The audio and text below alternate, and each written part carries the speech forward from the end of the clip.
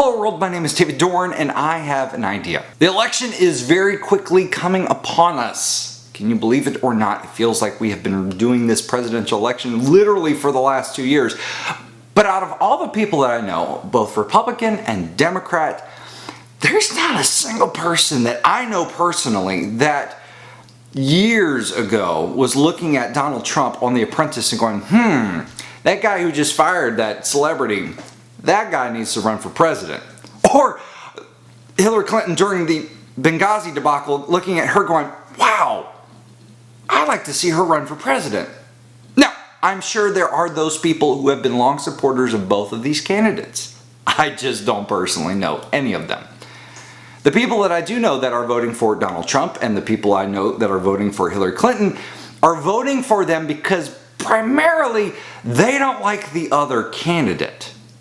Now, I tried to register to vote today, which is a day after the deadline apparently in Texas to register to vote. So my vote doesn't matter in this election. In fact, I don't get a vote in this election, but my voice does matter. Because constitutionally, we have freedom of speech, and up until the election day, I have the freedom to talk about what I think. Now, publicly, I don't actually talk about which candidate that I am going to vote for. I am a pastor and I minister to people who are both Democratic and Republican, so for me to choose a candidate is very hard for me to minister to the other group of people. I actually like to keep my politics, not social politics, mind you, but politics of Republican or Democrat off of my pulpit. Or at least out of it. But it was interesting, I read today an article by the Gospel Coalition which talked about this idea of voting for a candidate which is in essence a vote against the other candidate. Like you're choosing the lesser of two evils, because let's face it, both of the candidates are not the best people that ran for president, and certainly not the most qualified people who've run for president. They're just the two that made it to the top. But this article on the Gospel Coalition talked about how we shouldn't vote against a candidate, but really we should vote for a candidate. This article, which is going to be down in the description in case you want to read it, sparked me to think about this idea of voting for a candidate based on the character and morals and integrity and vision for the future that they are espousing.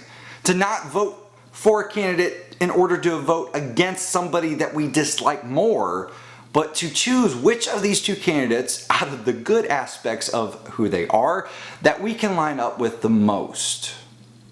And it made me honestly rethink the way I was thinking about the election. Not sure if it changes the way I would have voted if I had registered on time or not, but it helps me to reevaluate the way I was approaching the election. Perhaps it will help you reevaluate the way that you cast your ballot on November the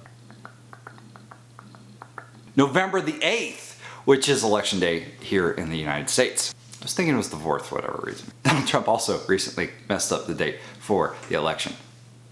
So which of the candidates, from what they have said, from what they have demonstrated in their own lives, from the vision of the future that they are espousing, do you find you lining up with the most?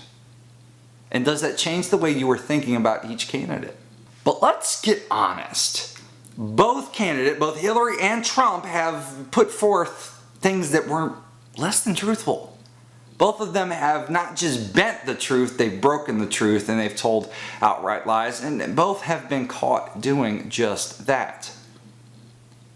That speaks to something else that's happening in our culture. You know, over the last many years, there is something new that has emerged called postmodernism. It is a way of thinking that holds true to the idea that there is no absolute truth. That you can have a truth and I can have a truth and we can both be cool because we're just doing us.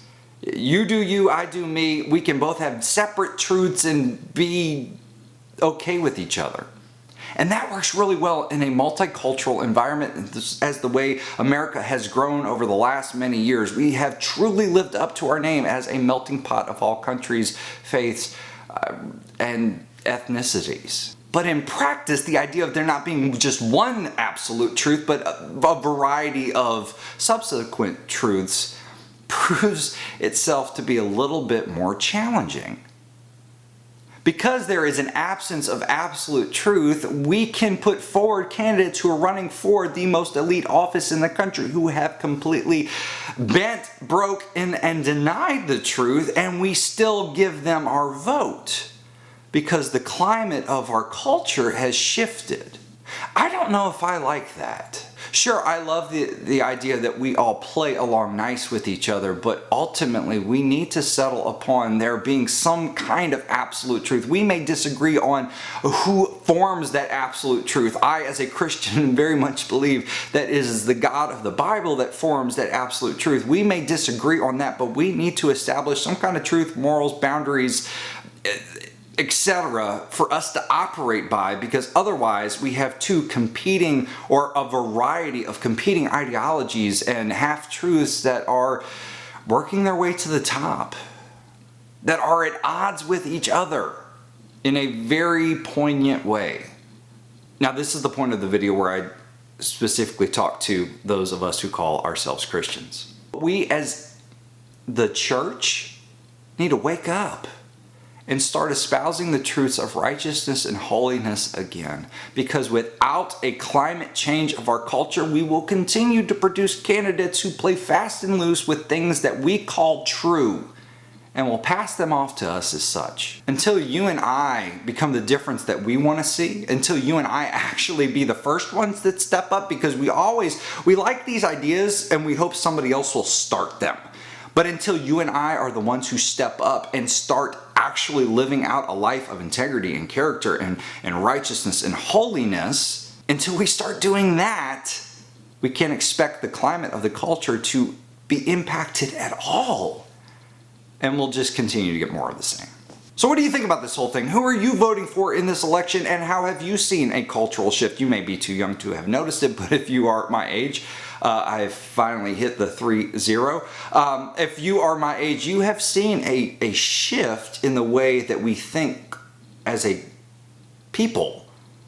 How have you seen that shift? Has it been a good shift? Has it been a negative shift? And is it something that we as the church truly need to speak into? Let me know your thoughts in a comment down below. I thank you for watching this video. Hopefully you will subscribe, and I will see you again soon. God bless.